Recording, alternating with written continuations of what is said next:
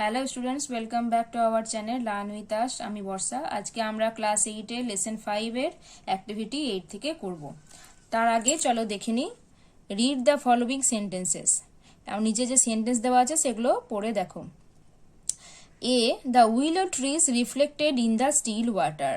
সেই উইলো গাছের ছায়াগুলো কোথায় পড়ছে? ইন দ্য স্টিল ওয়াটার, সেই স্থির জলে উইলো গাছের ছায়াগুলো পড়ছে। B, she cried out good morning in a cheerful voice. সে গুড মর্নিং বলে জোরে গুড মর্নিং বললো বা গুড মর্নিং বলে তার চিৎকার করে গুড মর্নিং বললো ইন এ চেয়ারফুল ভয়েস, খুব আনন্দে। তার ভয়েসটা ছিল খুবই চেয়ারফুল, খুব আনন্দে, খুব উৎসাহিত হয়ে সে গুড মর্নিং বলল। ইন দ্য অ্যাবাভ সেন্টেন্সেস, এই আগের সেন্টেন্সগুলোতে দ্য কালার্ড ওয়ান্স, যে কালার্ড ওয়ান যেগুলো রঙিন লেখা আছে, রঙিন যে শব্দগুলো আছে সেগুলো ভালোভাবে লক্ষ্য করতে বলেছে। সেই কালার লেখাগুলোর বৈশিষ্ট্য কি? Do not have subjects and প্রেডিকেটস। এই কালার্ড ওয়ার্ডসগুলোর সাবজেক্টস অ্যান্ড প্রেডিকেট দুটোই কিন্তু নেই। Do not have finite verbs, এদের ফাইনাইট ভার্বস নেই। Do not make complete sense, এগুলো কোনোভাবেই এগুলো সম্পূর্ণ বাক্যের সম্পূর্ণ বাক্যের ধারণা প্রকাশ করছে না। তাহলে এই যে কালার ওয়ার্ডগুলো রয়েছে এগুলোর কি আছে? এগুলো দেখো তিনটে পয়েন্ট আছে এগুলো হচ্ছে সাবজেক্ট প্রেডিকেট নেই, এগুলোর ফাইনাইট ভার্ব নেই, এগুলো সম্পূর্ণ বাক্য রূপে প্রকাশ হচ্ছে না, এগুলো সম্পূর্ণ বাক্য তৈরি করছে না। কোনগুলো? এই colour, in the still water, in a cheerful voice. এবারে আমরা অ্যাক্টিভিটি এটা দেখে নিই 8-এর। In the following sentences, underline the groups of words that do not have a subject or a predicate and do not have a finite verb and do not make complete sense. দেখো, in the following সেন্টেন্সে নিচের সেন্টেন্সগুলোতে underline করতে বলেছে। Underline the groups of words, সেই groups of ওয়ার্ডগুলো underline করো যাদের that do not have a subject or a predicate, যাদের সাবজেক্ট এবং প্রেডিকেট নেই। There and do not have a finite verb, এবং যাদের ফাইনাইট ভার্ব নেই। And do not make complete sense, এবং যেগুলো সম্পূর্ণ বাক্যের ধারণা প্রকাশ করছে না। 1 নম্বর দেখো, হামটি ডামটি স্যাট অন এ ওয়াল। তাহলে এটা কি হবে? স্যাট অন এ ওয়াল। দেখো এখানে কিন্তু সাবজেক্ট প্রেডিকেট নেই, এখানে ফাইনাইট ভার্ব নেই, এবং এটা কমপ্লিট সেন্টেন্সের সেন্স তৈরি করছে না। তাহলে এটা কি হবে? স্যাট অন এ ওয়াল। হামটি ডামটি দেয়ালের ওপর বসলো। 2 number, the sun rises in the east. তাহলে এখানে কোনটা হবে? In the east. In the east ওয়ার্ডটার মধ্যে কোনো সাবজেক্ট বা কোনো প্রেডিকেট নেই, এখানে কোনো ফাইনাইট ভার্ব নেই, এবং এটা কমপ্লিট সেন্টেন্সের সেন্স তৈরি করছে না। সূর্য পূর্ব দিকে ওঠে। ইন দ্য ইস্ট, পূর্ব দিকে ওঠে। 3 number, the farmer lived in a house made of straw. কৃষকটা থাকে একটা বাড়িতে যেটা খড়ের তৈরি, মেড অফ স্ট্র। তাহলে হাউস, এটা কি হবে? মেড অফ স্ট্র, খড়ের তৈরি। তাহলে এখানে কোনো সাবজেক্ট বা কোনো প্রেডিকেট কিন্তু নেই, ফাইনাইট ভার্ব নেই, এবং এটা কমপ্লিট সেন্টেন্সের সেন্স তৈরি করছে না। ঠিক আছে, যে ওয়ার্ডগুলো আমরা আন্ডারলাইন করলাম। দেখো এখানে নিচে কি বলেছে? The groups of words that you have underlined. এই যে গ্রুপ অফ ওয়ার্ডগুলো যেগুলো আমরা আন্ডারলাইন করলাম, do not have a subject and a predicate, এগুলোর সাবজেক্টও নেই, প্রেডিকেটও নেই। They do not have a finite verb, এগুলোর কোনো ফাইনাইট ভার্ব নেই। And is incomplete in sense, এবং যেগুলোর সম্পূর্ণ ধারণা তৈরি করছে না। স্যাট অন এ ওয়াল, দেয়ালে বসলো। আমরা কি বুঝবো? আমরা এটা থেকে আমরা কিছুই বুঝতে পারছি না। স্যাট অন এ ওয়াল। সেই রকম ইন দ্য ইস্ট, পূর্ব দিকে। পূর্ব দিকে কি হয়? পূর্ব দিকে একটা কোশ্চেন কিন্তু থেকে যাচ্ছে, সেন্টেন্সটা কিন্তু কমপ্লিট হচ্ছে না। মেড অফ স্ট্র, খড়ের তৈরি। কি খড়ের তৈরি? তাহলে এটা কিন্তু ইনকমপ্লিট থেকে যাচ্ছে। Such group of words is called a phrase. এই ধরনের গ্রুপ অফ ওয়ার্ডসগুলোকে বলা হয় ফ্রেজ। তাহলে আমরা ফ্রেজ কাকে বলে জানলাম?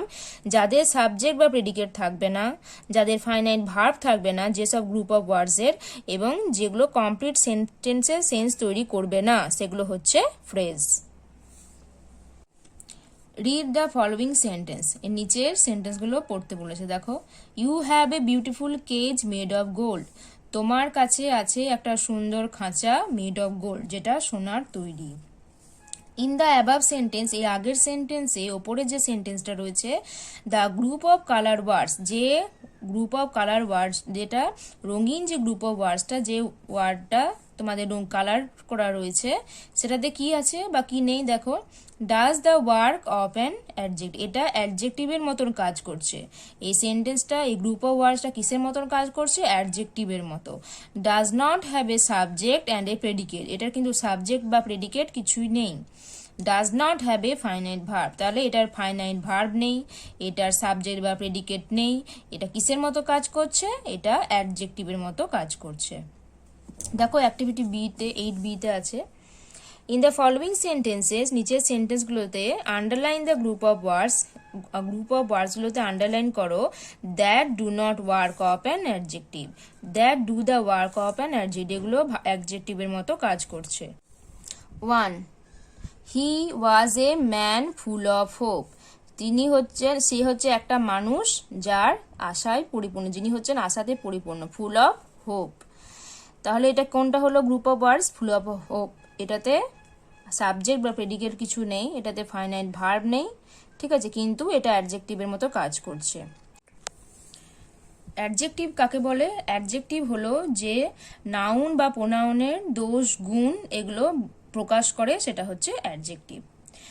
2 কি আছে দেখো, a necklace of great value was stolen, একটা নেকলেস, একটা হার of great value was stolen, যার অনেক দাম সেটা চুরি হয়ে গেছে। তাহলে এখানে কি বোঝাচ্ছে?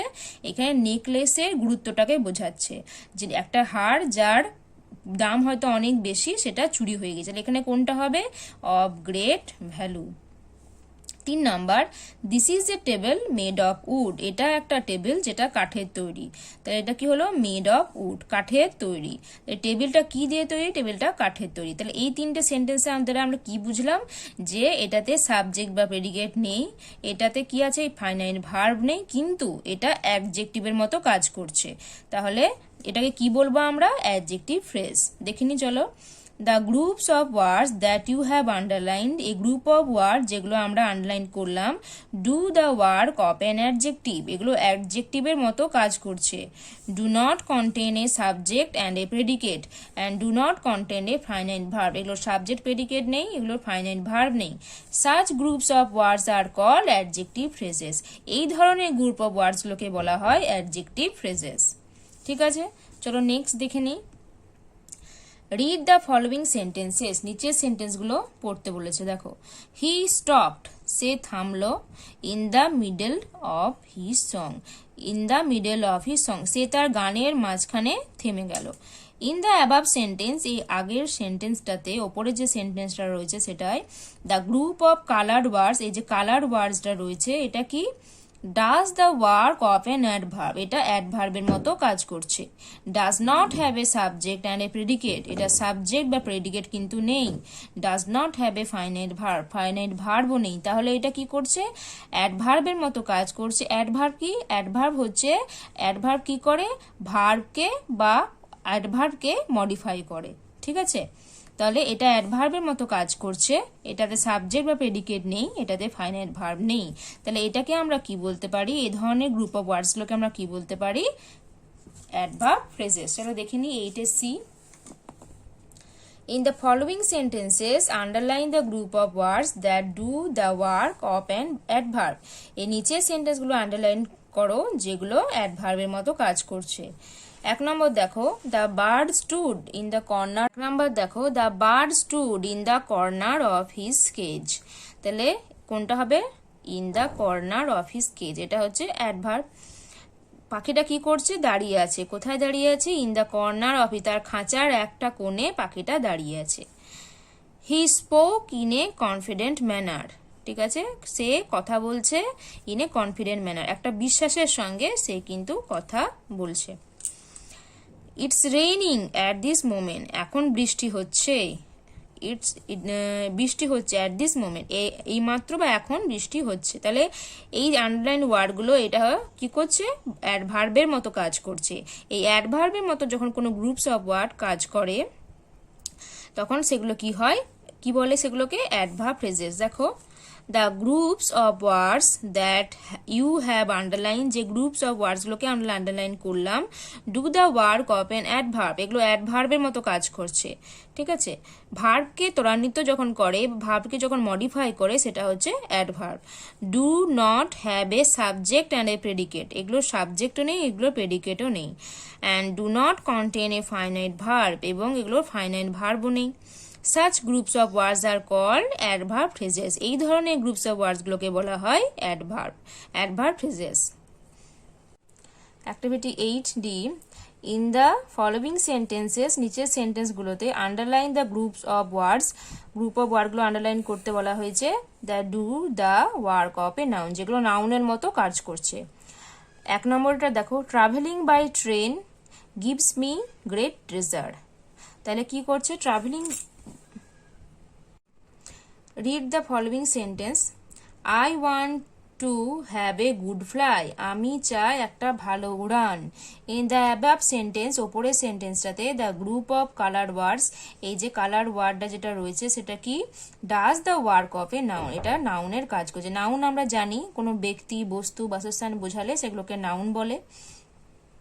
does not contain a subject and a predicate, এগুলোতে সাবজেক্ট বা প্রেডিকেট কিছুই নেই এই কালার ওয়ার্ডসটাতে। does not have a finite verb, এটারও ফাইনাইট ভার্ব নেই। তাহলে এই ধরনের গ্রুপস অফ ওয়ার্ডগুলোকে আমরা কি বলবো চলো দেখে নিই। Activity 8D, in the following sentences, নিচের সেন্টেন্সগুলোতে underline the groups of words, group of ওয়ার্ডগুলো আন্ডারলাইন করতে বলা হয়েছে the do the work of a noun, যেগুলো নাউনের মতো কাজ করছে। 1. Travelling by train gives me great pleasure, ট্রেনে করে ভ্রমণ আমাকে খুব আনন্দ দেয়। তাহলে ট্রাভেলিং বাই ট্রেন, কিসে করে ভ্রমণ? ট্রেনে করে ভ্রমণ। ট্রেনে করে ভ্রমণ কি করে? আমাকে খুব আনন্দ দেয়। 2 number, the child refused to answer my question, শিশুটা কি করলো? অস্বীকার করে দিল আমার প্রশ্নের উত্তর দিতে। তাহলে to answer my question. 3 number দেখো, he wanted to go home, সে কি চাইছে? বাড়ি যেতে, টু গো হোম। এই 3টে আন্ডারলাইন করা সেন্টেন্সগুলোতে কি আছে? এগুলো গ্রুপ অফ ওয়ার্ডস, এগুলো গ্রুপ অফ ওয়ার্ডস হয়ে গেল। এগুলো গ্রুপ অফ ওয়ার্ডসগুলোতে কি আছে? এগুলো নাউনের মতো কাজ করছে। Do not have a subject and a predicate, এগুলো নাউনের মতো কাজ করছে, এগুলো সাবজেক্ট বা প্রেডিকেট নেই, এবং এগুলো ফাইনাইট ভার্বও নেই। Such groups of words are call noun phrases, এই ধরনের গ্রুপস অফ ওয়ার্ডগুলোকে বলা হয় নাউন ফ্রেজেস। তাহলে আমরা কি বুঝলাম? যেসব গ্রুপস অফ ওয়ার্ডসগুলোতে যেগুলো অ্যাডজেক্টিভের মতো কাজ করছে সেগুলো হচ্ছে অ্যাডজেক্টিভ ফ্রেজেস, যেগুলো অ্যাডভার্বের মতো কাজ করছে সেটা হচ্ছে অ্যাডভার্ব ফ্রেজেস, এবং যেগুলো নাউনের মতো কাজ করছে নাউন ফ্রেজেস। তাহলে ফ্রেজেস কাকে বলে? যেগুলো, যে গ্রুপস অফ ওয়ার্ডগুলোর কি থাকবে না? সাবজেক্ট বা প্রেডিকেট থাকবে না, ফাইনাইট ভার্ব থাকবে না, এবং সম্পূর্ণ বাক্যের অর্থ কমপ্লিট করবে না, সেগুলো হচ্ছে ফ্রেজেস। ঠিক আছে, এবারে আমরা অ্যাক্টিভিটি 8E দেখে নেব। দেখো কি আছে। In the following sentences underline and identify the phrases, নিচের সেন্টেন্সগুলোতে আন্ডারলাইন করতে হবে এবং আইডেন্টিফাই করতে হবে কোনটা কি ফ্রেজ। 1 নম্বর কি আছে দেখো, the wind blew with great speed. তাহলে এখানে ফ্রেজ কোনটা? With great speed. এখানে উইথ গ্রেট স্পিড কোনটা সম্পর্কে বলা হয়েছে? The wind blew. তাহলে এই ব্লিউটা হচ্ছে এখানে ভার্ব, তাহলে ভার্বকে এমফাসাইজ করছে উইথ গ্রেট স্পিড। তাহলে এটা কি ফ্রেজ হবে? এটা হবে অ্যাডভার্ব ফ্রেজ। ভার্ব এবং অ্যাডভার্বকে যখন কিছু মডিফাই করবে তখন সেটা ওখানে অ্যাডভার্ব ফ্রেজ হবে, এবং নাউন বা প্রোনাউন সম্পর্কে যখন কিছু বলবে তখন সেটা হয়ে যাবে অ্যাডজেক্টিভ ফ্রেজ। 2 নম্বর দেখো, the king or A crown made of diamond. তাহলে এখানে ফ্রেজ কোনটা হবে? Made of diamond. এটা কি বলছে? কি সম্পর্কে বলছে? এই ক্রাউন সম্পর্কে। তাহলে ক্রাউনটা এখানে কি হচ্ছে? এখানে মুকুট। তাহলে রাজা, the king or A crown, রাজা একটা মুকুট পরেছিল যেটা কি হয়েছিল? মেড অফ ডায়মন্ড, যেটা ডায়মন্ডের তৈরি, মানে হীরের তৈরি। তাহলে এখানে একটা ক্রাউনটাকে বোঝাচ্ছে, এটা ক্রাউনটা কিসের তৈরি? ডায়মন্ডের তৈরি। তাহলে এটা কি হবে? এখানে অ্যাডজেক্টিভ ফ্রেজ।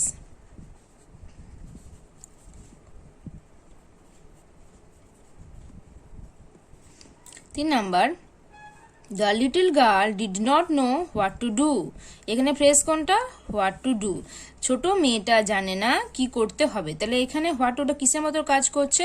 এখানে নাউনের মতো কাজ করছে। দ্য লিটল গার্ল সম্পর্কে বলছে, নাউনের মতো কাজ করছে। তাহলে এটা হবে নাউন ফ্রেজ।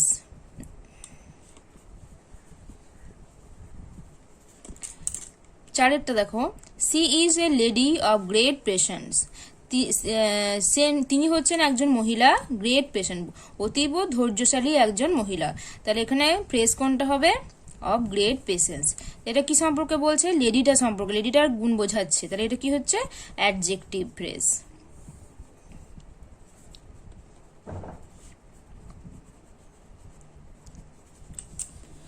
নেক্সট কি আছে দেখো, when he had finished the princess was not crying anymore।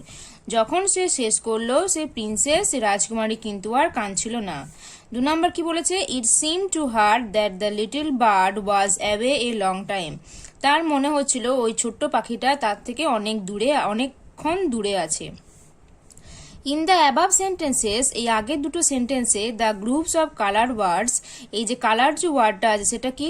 Have subject and predicates of their on. এই যে এই কালার যে ওয়ার্ডগুলো আছে এগুলোর সাবজেক্ট এবং প্রেডিকেট দুটোই আছে। হ্যাভ ফাইনাইট ভার্ব, এগুলোর ফাইনাইট ভার্ব আছে। হিটা হচ্ছে দেখো এখানে সাবজেক্ট, বাকিটা প্রেডিকেট। হ্যাভ ফাইনাইট ভার্ব, এখানে হ্যাডটা হচ্ছে একটা finite verb. Form parts of sentence, এই অর্ধেক সেন্টেন্সটা এই পুরো সেন্টেন্সটার একটা অংশ। ঠিক আছে, তাহলে তিনটেই এটার সঙ্গে মিলে যাচ্ছে। এগুলো কি? চলো আমরা নিচেটা দেখে নিই। 8F activity, in the following sentences underline groups of words that have a subject and a predicate and form parts of the main sentences and have finite verbs। যে নিচে যে সেন্টেন্সগুলো আছে সেগুলো কি করতে বলেছে? যে আন্ডারলাইন করতে বলেছে সেই সব গ্রুপ অফ ওয়ার্ডগুলোকে যেগুলোর কি আছে? সাবজেক্ট এবং প্রেডিকেট দুটোই আছে। Form parts of the main sentence, এবং সম্পূর্ণ সেন্টেন্সটা তৈরি করতে মানে অর্ধেক সেন্টেন্সটার মধ্যে আমরা সেই সব গুণগুলো পাবো যেটা পুরো সেন্টেন্সের একটা অংশ। অ্যান্ড হ্যাভ ফাইনাইট ভার্বস, এবং যেগুলোর ফাইনাইট ভার্ব আছে। 1 নম্বর কি বলেছে? He was surprised when she carried him to the cage. তাহলে এখানে গ্রুপ অফ ওয়ার্ডস হবে she carried him to the cage. He was surprise, সে অবাক হয়েছিল। when he carried him to the cage, যখন সে তাকে খাঁচায় নিয়ে গিয়েছিল। তাহলে এখানে সাবজেক্ট হচ্ছে সি, এর বাকিটা হচ্ছে প্রেডিকেট। আর এটা কি করছে? এটা বড় সেন্টেন্সটার একটা অংশ। Form parts of the main sentences, এটা বড় সেন্টেন্সটার একটা অংশ, এবং অ্যান্ড হ্যাভ ফাইনাইট ভার্বস, এবং এটার ফাইনাইট ভার্বও কিন্তু আছে। হলো 2 number, he drew a picture which was very beautiful. তাহলে এখানে কি হচ্ছে? হুইচ ওয়াজ ভেরি বিউটিফুলটা কি হচ্ছে? Groups of word. এখানে হুইচটা হচ্ছে এক ধরনের subject, was beautiful, was very beautiful এটা হচ্ছে প্রেডিকেট। তাই এটা বড় সেন্টেন্সের একটা অংশ এবং এটার ফাইনাইট ভার্ব কিন্তু আছে। হি ড্রিউ এ পিকচার, সে একটা ছবি এঁকেছিল, হুইচ ওয়াজ ভেরি বিউটিফুল, যেটি ছিল খুব সুন্দর। 3 number, I did not go to school, আমি স্কুলে যাইনি। অ্যাজ আই ওয়াজ আনওয়েল, যেহেতু আমি অসুস্থ ছিলাম সেহেতু আমি স্কুল যাইনি। তাহলে এখানে অ্যাজ আই ওয়াজটা তাহলে আন্ডারলাইন হবে। যেমন অ্যাজ আইটা হচ্ছে এখানে সাবজেক্ট, বাকিটা হচ্ছে প্রেডিকেট, এবং এটা বড় সেন্টেন্সটার একটা অংশ এবং এটার ফাইনাইট ভার্ব কিন্তু আছে। 4 number, Indian cricket team is confident that it will win the match. ভারতীয় ক্রিকেটের দল খুবই আত্মবিশ্বাসী, খুবই বিশ্বাসী যে তারা এই ম্যাচটা জিতবে। তাহলে it will win the match, তাহলে ইটটা হচ্ছে এখানে সাবজেক্ট, উইল উইন দ্য ম্যাচটা হচ্ছে প্রেডিকেট, এবং এটা গোটা বড় সেন্টেন্সটার একটা অংশ এবং এটার ফাইনাইট ভার্ব আছে। তাহলে কি বলেছে এখানে দেখো, the groups of words that you have underline, যে সকল গ্রুপস অফ ওয়ার্ডসগুলোতে আমরা আন্ডারলাইন করলাম, have a subject and a predicate, এর সাবজেক্টও আছে প্রেডিকেটও আছে। Of its own form parts of sentences and have finite verbs, এবং এটা বড় সেন্টেন্সের একটা অংশ এবং এটার ফাইনাইট ভার্বও আছে। Such a group of words is called a clause, তাহলে এই ধরনের গ্রুপ অফ ওয়ার্ডসগুলোকে কি বলা যায়? ক্লজ বা বাক্যাংশ। তাহলে যার ফাইনাইট ভার্ব থাকবে, যেটা সাবজেক্ট প্রেডিকেট থাকবে এবং যেটা বড় সেন্টেন্সের একটা অংশ হবে সেটা হচ্ছে ক্লজ। তাহলে এখানে ক্লজ আর ফ্রেজের মধ্যে পার্থক্য কি? ফ্রেজে কি থাকবে না? ফ্রেজে ফাইনাইট ভার্ব থাকবে না, ক্লজে থাকবে। ফ্রেজে সাবজেক্ট প্রেডিকেট থাকবে না, কিন্তু ক্লজে থাকবে। এবারে দেখো কি বলেছে না, look at the following sentence, নিচের সেন্টেন্সগুলো দেখো। এখানে দেখো, When she awoke the next day, the little bird was still sitting there. যখন সে সকালে পরের দিন সকালে যখন সে উঠলো, ছোট পাখিটা was still sitting there, ছোট পাখিটা তখনও সেখানে বসেছিল। The clause when she awoke the next day, এই লাইনটা is এই সেন্টেন্সটা in the above sentence forms part of a complete sentence, এটা এই যে বাকি অংশটা এটার একটা সম্পূর্ণ অংশ, এই গোটা সেন্টেন্সটার একটা অংশ এটা, and is dependent on the main part of the sentence, এবং এটা মেন পার্ট, কোন এটা হচ্ছে মেন পার্ট, এই মেন পার্টটার ওপর এটা কিন্তু ডিপেন্ডেন্ট, অর্থাৎ এই মেন পার্টটার ওপরে এই সেন্টেন্সটা, এই সেন্টেন্সের এইটুকু অংশ ডিপেন্ড করে আছে, নির্ভর করে আছে, এটা ছাড়া এই সেন্টেন্সটা কিন্তু incomplete. The clause the little bird was still sitting there makes complete sense and is independent, তাহলে এই অংশটা হচ্ছে একটা কমপ্লিট সেন্টেন্স এবং এটা হচ্ছে ইন্ডিপেন্ডেন্ট, আর এই অংশটা হচ্ছে এই সেন্টেন্সটার উপর ডিপেন্ডেন্ট, তাহলে এটা কি হয়ে যাবে, এটা কিন্তু সাবঅর্ডিনেট ক্লজ।